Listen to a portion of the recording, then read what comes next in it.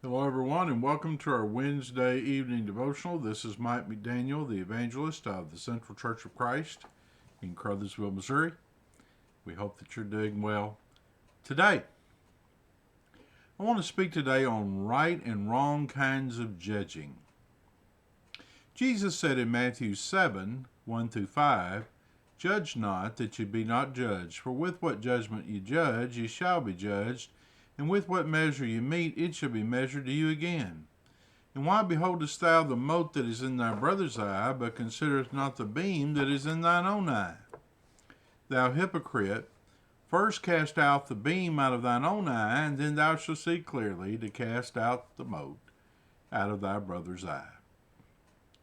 The Bible teaches a right kind of judging and a wrong kind of judging. Many people think, of course, that Matthew 7 1 through 5 forbids all kinds of judging.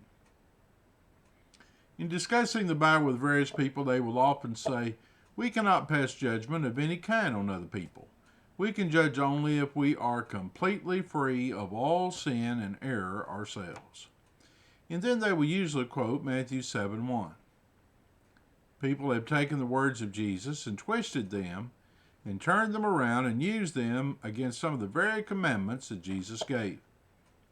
Well, in Matthew 7 1, Jesus is not condemning all kind of judging, but a particular kind of judging. In verses 3 and 5, we see that the Lord is condemning hypocritical or self-righteous judging. Jesus also said in John 7:24, "Judge not according to appearance, but judge righteous judgment." Obviously, the words of Jesus in Matthew 7 1 cannot condemn all kinds of judging. If it did, it would contradict the plain words of John 7:24.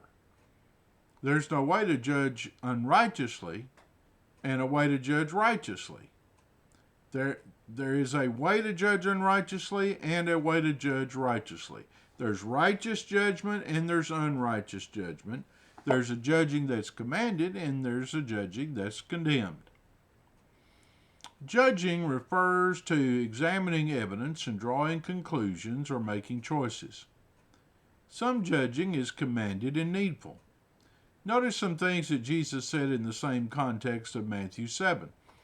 Jesus said in verse 6, "Give not that which is holy unto the dogs, neither cast ye your pearls before swine, lest they trample them under their feet and turn again and rend you." Well, that requires that a judgment be made. How can one obey that command of the Lord unless one makes a judgment as to who the proverbial dogs and swine are? Jesus said in Matthew 7:15 and 16, "Beware of false prophets which come to you in sheep's clothing, but inwardly they are ravening wolves. Ye shall know them by the fruits. Do men gather grapes of thorns or figs of thistles?" Well, that requires that a judgment be made as to who the false prophets are. We're to judge men by their fruits. We are to judge other people by the doctrines they teach. Beloved, believe not every spirit, but try the spirits where they are of God, because many false prophets are gone out into the world. 1 John 4 and verse 1. Teaching the lost and fulfilling the Great Commission demands making a judgment. He said unto them, "Go ye into all the world, and preach the gospel to every creature. He that believeth and is baptized shall be saved. He that believeth not shall be damned." Mark 16:15 and 16. Well, there's no way we can fulfill this command of Jesus without first making a judgment concerning a person's lost condition without Christ and the gospel. Here's another passage in James 5:19 and 20. James says, "Brethren, if any of you do err from the truth and one convert him, let him know that he which converteth the sinner from the error of his way shall save a soul from death and shall hide a multitude of sins." Converting the erring child of God from the error of his way to save his soul from death requires making a personal judgment as to the condition of their soul. These points clearly demonstrate to us that not all judging is forbidden. Indeed, some judgment is authorized in certain situations. If we are overtaken in a fault, we hope that someone will have enough judgment to judge that we need to be restored and will help us. Galatians 6 and verse 1. We should welcome that which is designed to help us. Now, is there a wrong kind of judging? Yes, there is. And Jesus strictly warns us against such in Matthew 7, 1 through 5.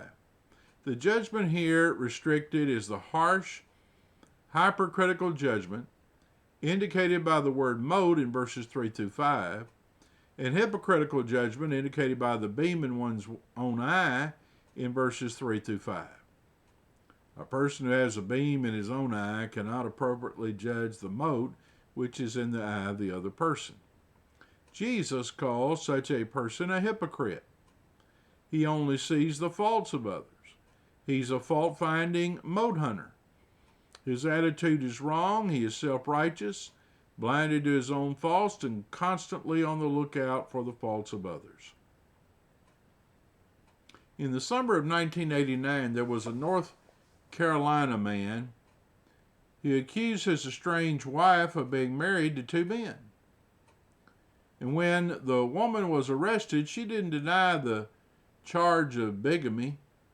According to a news report, she not only admitted her guilt, but she also told authorities that she must have been crazy to get married twice without going through divorce or widowhood. Well, that was only half the story. What surprised her, she said, was that her husband would turn her in because he was guilty of the same crime. And when the countercharges were explored, the husband admitted that he too was legally married to two women. The husband was like the person Jesus described in Matthew 7. While having a plank in his own eye, he pointed critically to a speck in the eye of his wife. Both had broken the law by being married to two people. His sin, however, was greater because he was arrogant enough to think he could get away with judging another person for the same sin which he had committed. We must not judge according to a standard other than the Word of God. We cannot set ourselves up as a standard. Do you remember the Pharisee in Jesus' story, the Pharisee and the publican? In Luke 18, 10 through 12, he used himself as the standard, and by so doing, comparing himself with the publican, he could only see the publican's faults. He was using himself as a standard for righteous judgment, when the only standard for righteous judgment is the Word of God.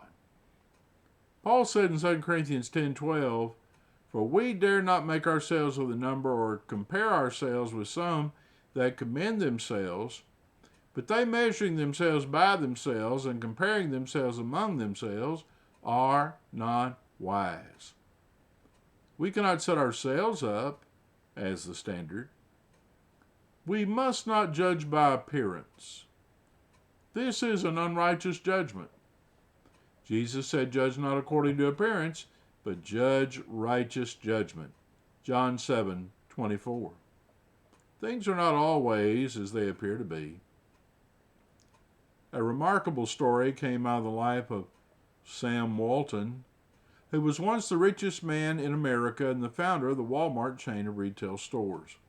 It seems that in the early years of his career, he was turned down for a franchise because the president of the company did not believe Mr. Walton had any business sense or any personality to run a business.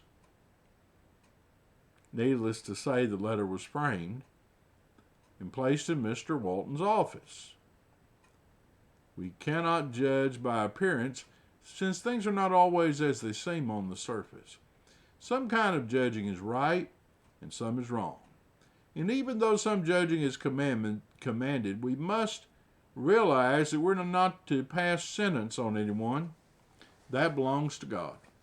There is a difference between determining God's will about right from wrong and then assuming the power to sentence another. When we tell others what God has said, we're making no judgments of our own in an unrighteous way. The reason for righteous judgment is not that we might condemn others, but that we might help and minister to them.